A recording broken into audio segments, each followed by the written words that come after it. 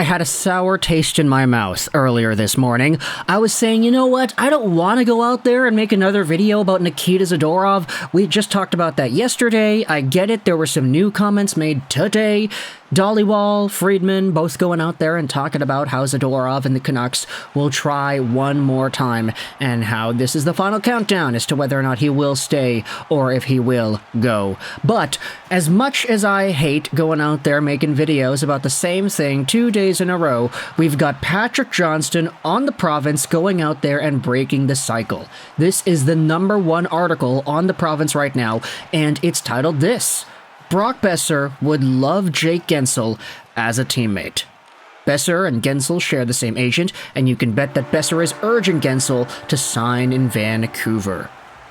This was from earlier this afternoon. Article will be linked in the description. Before we go over and read the scoop as to what PJ's talking about, let's go over these two players right here. Brock Boeser, of course, we recognize, is such a monster, such a beast, such a comeback story for this 27-year-old. He's been a Vancouver Canuck since 2017.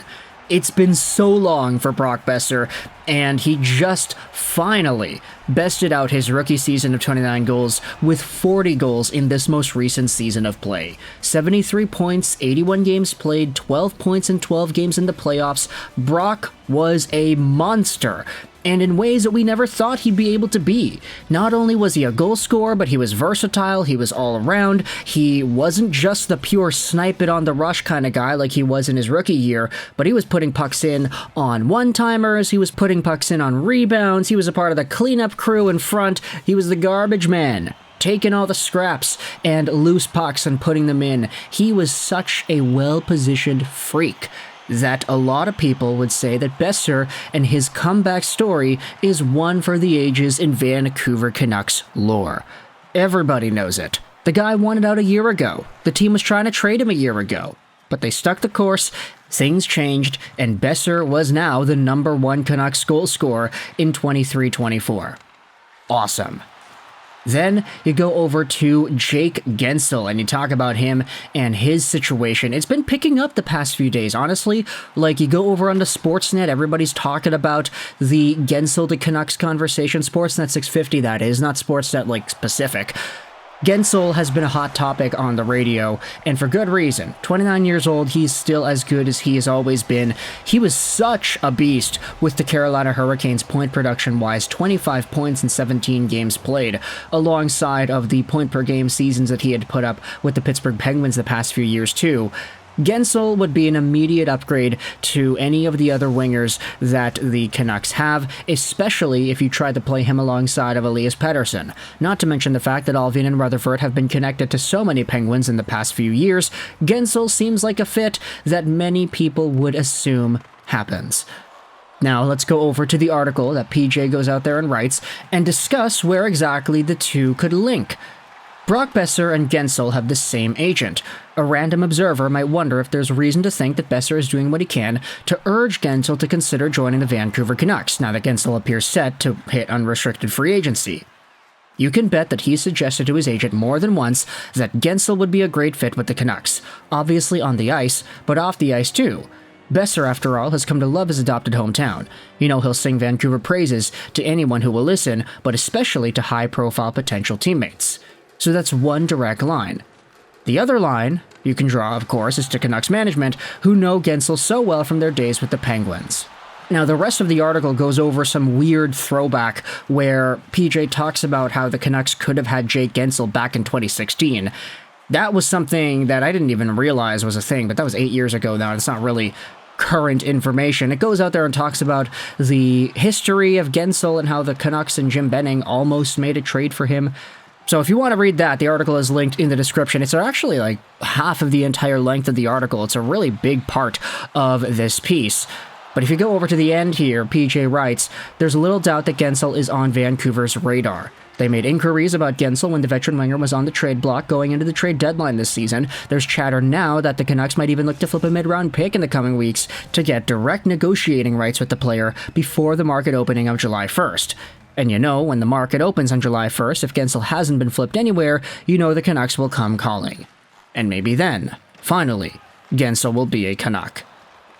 So, That's a really interesting thought process, I would say. It makes sense, honestly, like Boeser and Guentzel being linked in some ways. Not because, like, oh yeah, they're super amazing tight friends, but like, just take a look at the profiles of where these guys came from. Boeser is from Minnesota.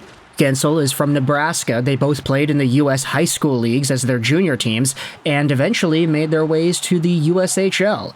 They were even playing on the same team, I'm pretty sure, the Sioux City Musketeers, for a little bit. Oh, actually, no, there was 1 year of removal between them, but they were playing for the same organization. There are a lot of links between Jake Guentzel and Brock Boeser if you wanted to go further back into the history of these guys and their American progression throughout the hockey ranks. Then you had yourselves NCAA time, they were both there, North Dakota, Nebraska, Omaha, lots of potential opportunities for them to clash, and of course, because their agents are the same, there is a direct line of communication between both of these players. I just can't stop thinking about the idea of Jake Guentzel heading over to Vancouver and being played with Elias Pettersson. I'm not saying that Guentzel will immediately revive Pettersson's career, but he's a lot better than Sam Lafferty and Ilya Mikheyev. I'll tell you that for free. So, having what is essentially a superstar caliber winger, arguably the best winger the Canucks would have in their lineup in a long time, in Jake Guentzel would totally change the dynamic of this forward core. Like, I'm sorry, Brock, you're fantastic, but you've never had a point-per-game season. Guentzel has had like 3. So this is such a magnitude above kind of player when you compare it to what Elias Pettersson has had in the past. And ultimately, hearing that maybe Brock Boeser is talking some sense into Guentzel, talking some sense into the agent, hey, bring him here, bring him here, bring him here. It makes a lot of sense. And plus, when you think about the Canucks being willing to go 7x7 with Lindholm and him not taking that money, that's a lot of money that the Canucks are willing to spend on one dude that might even just play a third-line role. So if you let Lindholm go and you use that money to re-sign Guentzel to an $8 million deal or a $7 million deal, I don't know how much it's going to cost, but still, you take that money and you give it to Guentzel instead, I'm like, okay, great. Especially since he's going to be a top-line guy. That works. That makes sense. You let Zadorov go, too. You sign a cheaper free agent defenseman and you use some of the savings for that to get that extra dollar amount on Guentzel to guarantee that he comes to Vancouver. It makes sense here. There's a navigational path for Vancouver to bring Guentzel onto the team. I will say it's a little bit controversial in a way because you want to talk about ages. Guentzel is 29, and if he signs a 7-year deal, then that takes him till he's 36 years old. It's almost the same risk that the team took with the JT Miller contract a few years ago. But that's working out pretty well, and if the Vancouver Canucks are so set on their cup window being opening right now, then I guess you could throw out the argument that says, hey, Guentzel for X amount $million, doesn't matter if it's a bad contract in 5 years, you gotta keep that window open. Boeser, Petey, Hughes, Miller, Demko, they're all here. Add on Guentzel, maybe keep Hronek, who really knows, maybe not. Get a replacement for him if you need to.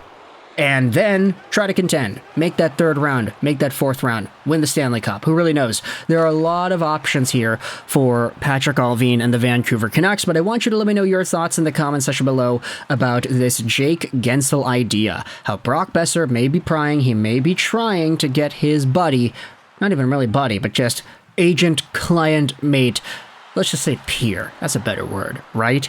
His peer to sign in Vancouver in free agency. What's the number, do you think, that gets this done?